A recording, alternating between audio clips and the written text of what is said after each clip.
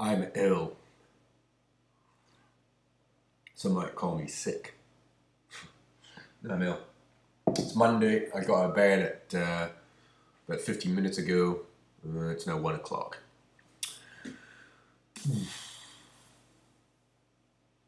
Anyway, so I was thinking while I was lying in bed, drifting in and out of sleep. I find that's a really useful time to think because your mind is more fluid, and as it kind of dissolves into dreams, the rules of logic and so on and so forth get a little bit more warped, and therefore there's more opportunity for a new combination of ideas, new thoughts that normally are compartmentalized and separated, and somehow or other they come together. So I kind of played, and the trick though is to remember them. Okay, so when you come back into consciousness, you kind of wake up, you remember them, recall them. That's the trick. A lot of people have brilliant ideas and then they just forget about them. You know, in classroom, for example, I think you might have this experience, you're sitting there and you're kind of daydreaming, you're thinking of just God knows what it is, but it's amazing. It's either a story or something, and suddenly you kind of have to snap out of it because you're meant to be doing something. And rather than making a little note of that little thought that could be useful, for example, in English or in French or, I don't know, some game, strategy, in football, instead of making a note of it, people dismiss it. And they kind of, oh, this is what I've got to do. And so people are trained to work. However, what happens if you kind of make a note of these things? So here's an example.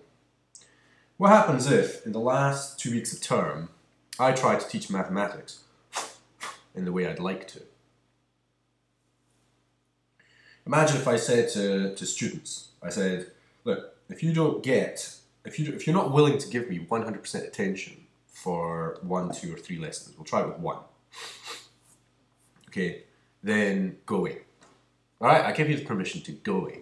Right, and maybe if there's a classroom assistant, they go with the classroom assistant and they go outside playing it around the field. That's it. That means the people who are left, they have decided that they're going to stay there for the entire lesson. All right, they're not allowed to leave. And certainly not complain about it if they're there. And be open-minded. That's the quality, open-minded. What does that mean? It means say yes. It means say think yes. And it means don't grasp. And what I'll do is is it possible to present something in an hour? No, in 100 minutes. It's quite beautiful that, 100 minutes. That could completely revolutionize how people think about mathematics.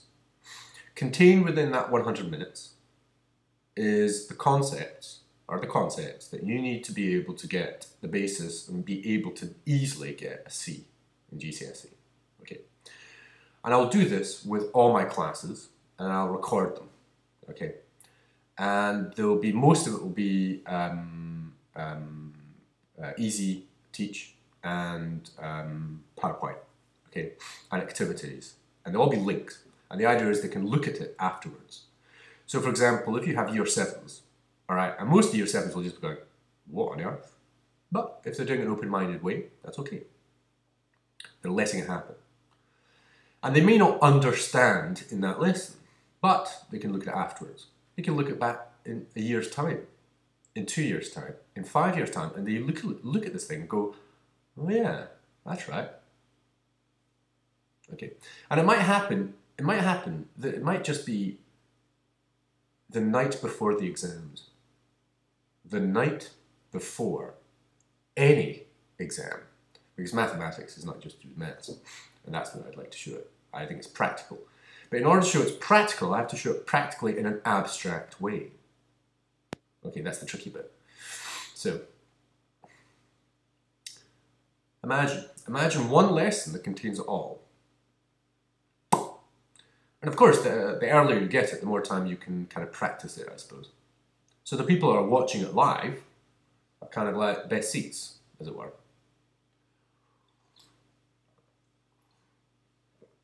So how do you do it?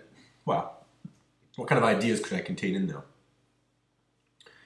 Well, I've done the 2, 3 is equal to 5. All right, 2 plus 3, 2 plus 3 is equal to 5. All right? And I asked people what do they see and where's the maths in that. Okay, and I think I can do that. And I think I can do something to do with the opposite. And I think that's looking at 2 objects and 3 objects, like 2 bananas and 3 oranges, and looking at those 2 and 3 and then going, it's 5 pieces of fruit. There's 2 ways of looking at that. One is to look at it as 2 and 3, little bits of fruit, the oranges and the bananas, whatever they were, and then to look at them all together in the same category as fruit. That means it's in the mind. Same object, it's the mind's application.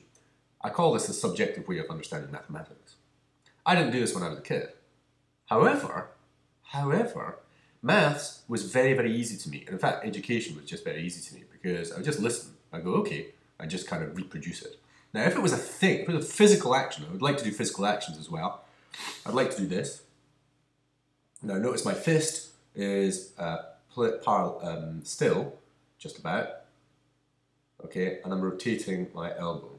Okay, I'd like to see if anybody can actually do that and learn how to do that by themselves within a certain amount of time. And if somebody manages to do it, that would be quite interesting. How did they get to do that? And how can we share that? That would be an indication of learning. I'd also like to get this notion of mind, body, and that kind of distinction. So that, for example, if somebody enjoys a particular activity, I say, well, okay, was the activity fun? Now, if they say that the activity is fun, that means that they're putting the fun into the activity. Is Mr. White a good teacher? Well, they're putting the teaching into the teacher, whereas what they should be doing is putting the learning into themselves. So did I find the thing fun? If we can agree that why an object, an activity is fun, is because the person believes it is fun. That is, the participation in the experience was fun, i.e. is within their own experience. Therefore, we might apply that similar kind of understanding to do with interest. There is nothing which is interesting in another person's head, per se.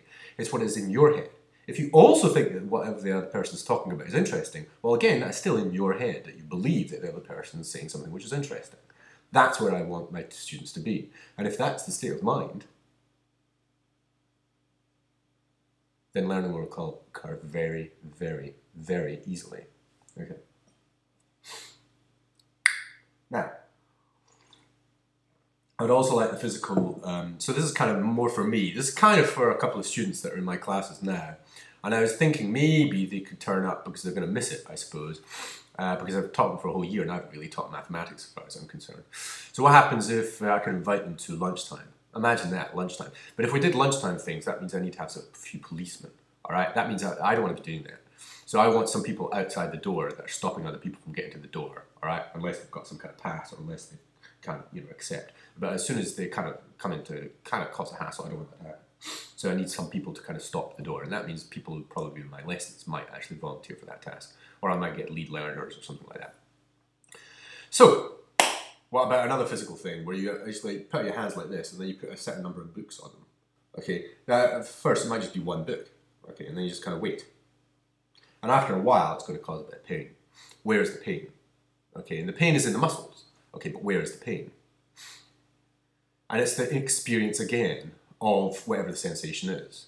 So whether something's fun, no, it's you that think it's fun. Whether something is interesting, no, it's whether you think it's interesting. And whether something is painful, no, it's whether you think that it is painful and you kind of suffer it. And I would like this to conduct the experiment where people kind of like push through that kind of like feeling, okay, and see how far they can extend that. What is it that they're extending? And that is will. That is the force of mind. Now that is what we're training in mathematics, for example. I'd also like to do things like racetracks, so that if you see, do a little bit of like 10 minutes, 15 minutes, maybe 20 minutes of training, or so I used to call training. I also call it racetracks. And what you do is you get an equation, you solve it, okay, and it should be very simple. And that would be just like a simple loop racetrack. How many of these can you do? Well, it's not a matter of I've done one. No. It's how many can you do. Each kind of racetrack is different.